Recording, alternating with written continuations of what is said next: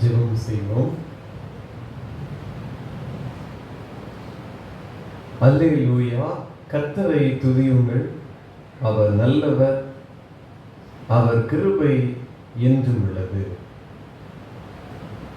சூரியன் உதிக்கும் திசை தொடங்கி அது அஸ்தமிக்கிற திசை மட்டும் கர்த்தருடைய நாமம் துதிக்கப்படுவதாக. அன்பின் பரலோக பிதாவே, இந்த மாலை நேரத்திற்காக தேவனுக்கு நன்றி செலுத்துகிறோம். இந்த நாளின் பகல் முழுவதும் கர்த்தரை உமது கிருபையாலும் பலத்தினாலும் வழி நடத்தினீர். இந்த மாலை நேரத்திலும் இந்த பொதுவான பிரார்த்தனை வேளையிலே நாங்கள் பங்கு பெறும்படி தேவன் தந்திருக்கிற இந்த கிருபைக்காக நன்றி செலுத்துகிறோம். இந்த ஆராதனையிலும் பரிசுத்த ஆவியானவர் பிரசன்னராய் இருப்பீராக. இந்த வார்த்தை எங்கள் மத்தியில் வெளிப்படட்டும். எங்கள் விண்ணப்பங்களுக்கு கர்த்தர் பதில் தந்து வழி நடத்தும். இயேசுவின் நாமத்தில் ஜெபிக்கிறோம் நல்ல பிதாவே, ஆமென். ஆரம்பிக்காரமாகவும் தேவநாம மகிமைக்காகவும் நாம் யாவரும் எழுந்து நின்ற கீதங்களும் கீர்த்தனைகளும் 154வது பாடலை பாடுவோம். நெஞ்சமே கெத்செமனேக்கு நீ நடந்து வந்தாய். கீதங்களும் கீர்த்தனைகளும் 154. நெஞ்சமே கெத்செமனேக்கு நீ நடந்து வந்திடாயோ, சஞ்சலத்தாய் நெஞ்சுருகி தயங்குகின்றார் ஆண்டவனார். ஆத்துமத்தில் வாதை மிஞ்சி அங்கலாய்த்து வாடுகின்றார். தேற்றுவாரிங்காருமின்றி தியங்குகின்றார் ஆண்டவனார். தேவ கோப தீச்சுளையில் சிந்தை நொந்து வெந்துருகி ஆவலாய் தரையில் வீழ்ந்து அழுது ஜெபம் செய்கின்றாரே. அப்பா பிதாவே, இப்பாத்திரம் அகல செய்யும் சித்தமானால் எப்படியும் நின் சித்தம் போல் எனக்காகட்டும் என்கின்றாரே. இரத்த வேர்வையாலே தேகம் மெத்தனைந்திருக்குதே. குற்றம் ஒன்றும் செய்திடாத குற்றவர்க்கு வாதையேனோ. வானத்திலிருந்தோதூதன் வந்தவரை பலப்படுத்த தான் சஞ்சலத்தோடு மூழ தாழில் நின்று வேண்டுகின்றார். தாங்குணானே தீரை கொண்டு தன் சிஷர்கள் உறங்கி வீழ ஆங்கவத்தனே திருந்து அங்கலாய்த்து வாடுகின்றார். நெஞ்சமே கெத்செமனேக்கு நீ நடந்து வந்திடாயோ. ஜெபம் செய்வோம். லித்தானியா பிரார்த்தனை. தேவனாகிய பரமபிதாவே, ஏழை பாவிகளாகிய எங்களுக்கு இரங்கும். லோக மீட்பராயிருக்கிற தேவனாகிய குமாரனே, ஏழை பாவிகளாகிய எங்களுக்கு இரங்கும்.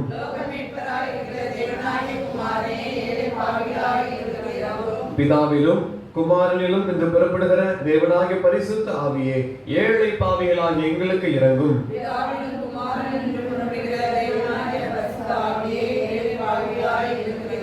பரிசுத்தமும் ஆனந்தமும் மகிமையும் உள்ள திரித்துவமே, மூவராகிய ஏக தேவனே, ஏழை பாவிகளாகிய எங்களுக்கு இரங்கும். பரிசுத்தமும் ஆனந்தமும் மகிமையும் உள்ள திரித்துவமே, மூவராகிய ஏக தேவனே, ஏழை பாவிகளாகிய கர்த்தாவே, எங்கள் குற்றங்களையும் எங்கள் முன்னோர் குற்றங்களையும் நினையாதையும் எங்கள் பாவங்களுக்கு தக்க தண்டனை செய்யாதையும் தயவுள்ள கர்த்தாவே, எங்களுக்கு இறங்கி பொறுத்தருளும்.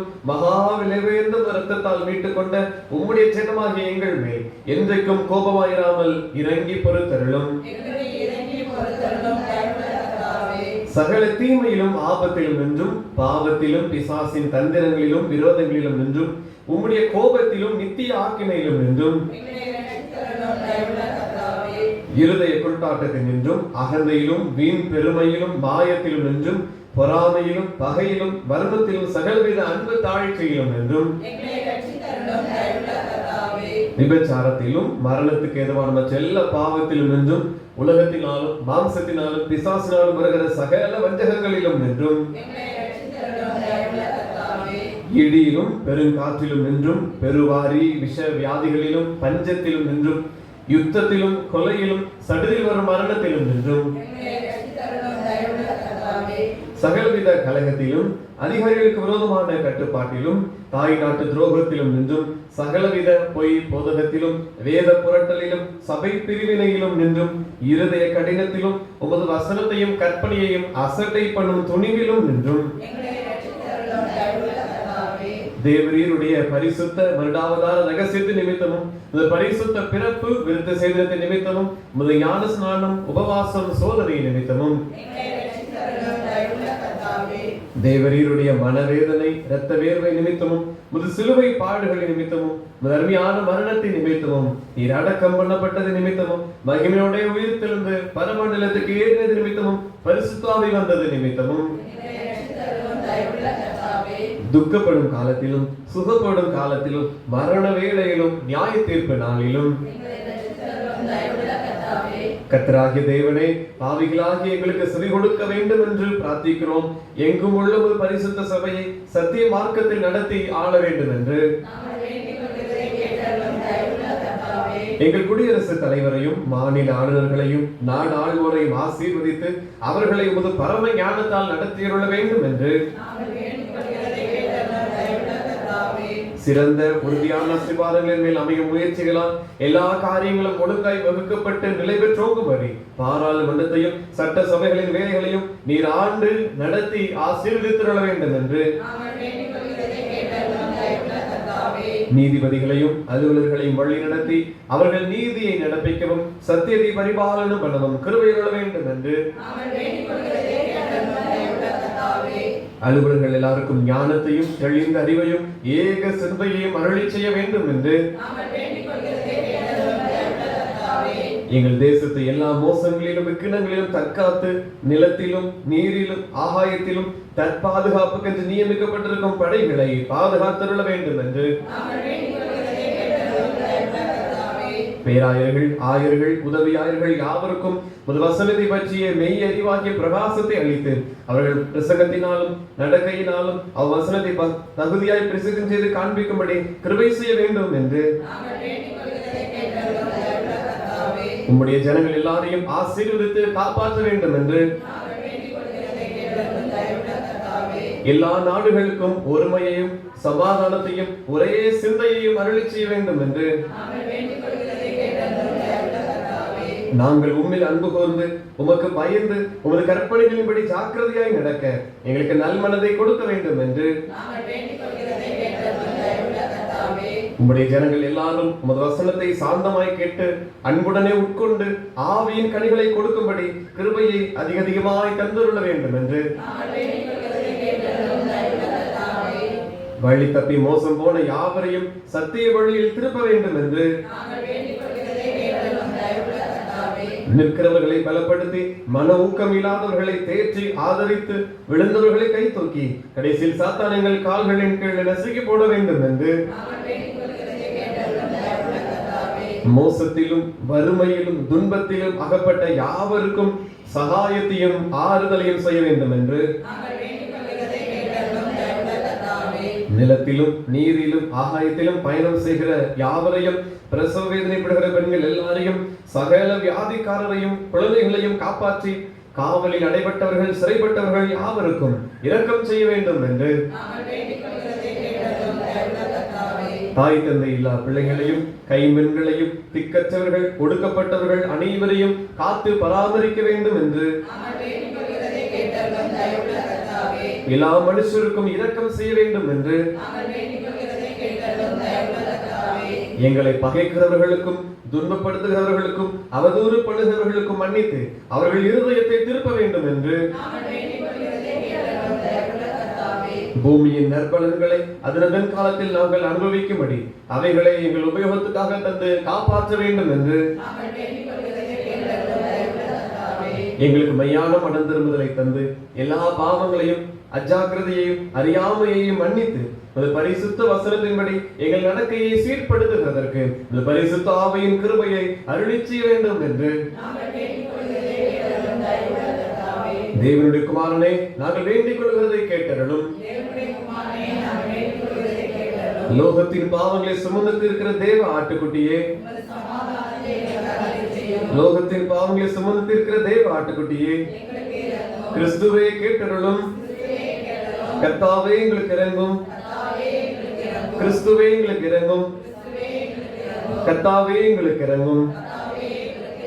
கர்த்தருடைய ஜெபத்தை யாவரும் சேர்ந்து எடுப்போம். பரமண்டங்களில் இருக்கிற எங்கள் பிதாவே, உம்முடைய நாமம் பரிசுத்தப்படுவதாக, உம்முடைய ராஜ்யம் வருவதாக, சித்த பரமண்டலத்திலே செய்யப்படுவது போல பூமியிலேயும் செய்யப்படுவதாக. அன்று எங்கள் அப்பத்தை எங்களுக்கு தாரும். எங்களுக்கு விரோதமாய் குற்றம் செய்வதற்கு நாங்கள் மன்னிக்கிறது போல எங்கள் குற்றங்களை எங்களுக்கு மன்னியும். எங்களை சோதனைக்குள் பிரவேசிக்க பண்ணாமல் தீமையில் நின்று எங்களை ரட்சித்துக் கொள்ளும். ஆமென். கர்த்தாவே, எங்கள் பாவங்களுக்கு தக்கதாக எங்களை தண்டியாதேயும். ஜெபம் செய்வோம். நொறுங்குண்ட இருதயத்தின் பெருமூச்சையும் துயரப்படுகிறவர்களின் விருப்பத்தையும் புறக்கணியாத தேவனே, இரக்கமுள்ள பிதாவே, துன்பங்களும் இடுக்கண்களும் எங்களை வருத்தும் போதெல்லாம் நாங்கள் நோக்கி செய்யும் ஜெபங்களை கிருபையாய் கேட்டருளும். உமது அடியாராகிய நாங்கள் எந்த உபத்திரவங்களினாலும் சேதப்படாமல் இந்த பரிசுத்த சபையில் எப்பொழுதும் உமக்கு ஸ்தோத்திரம் செலுத்தும்படியாக பிசாசும் மனிதரும் எங்களுக்கு விரோதமாக நடப்பிக்கும் உபாய தந்திரங்கள் யாவும் தேவரீருடைய தயவுள்ள விசாரணையினாலே அவமாய் போகும்படி கர்த்தராகிய இயேசு கிறிஸ்துவின் நிமித்தம் கிருபை செய்தருளும். ஆமென்.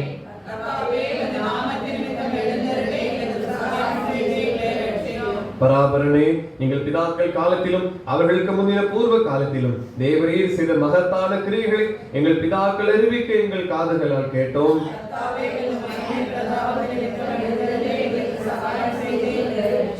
பிதாவுக்கும் குமாரனுக்கும் பரிசுத்த ஆவிக்கும் மகிமை உண்டாவதாக.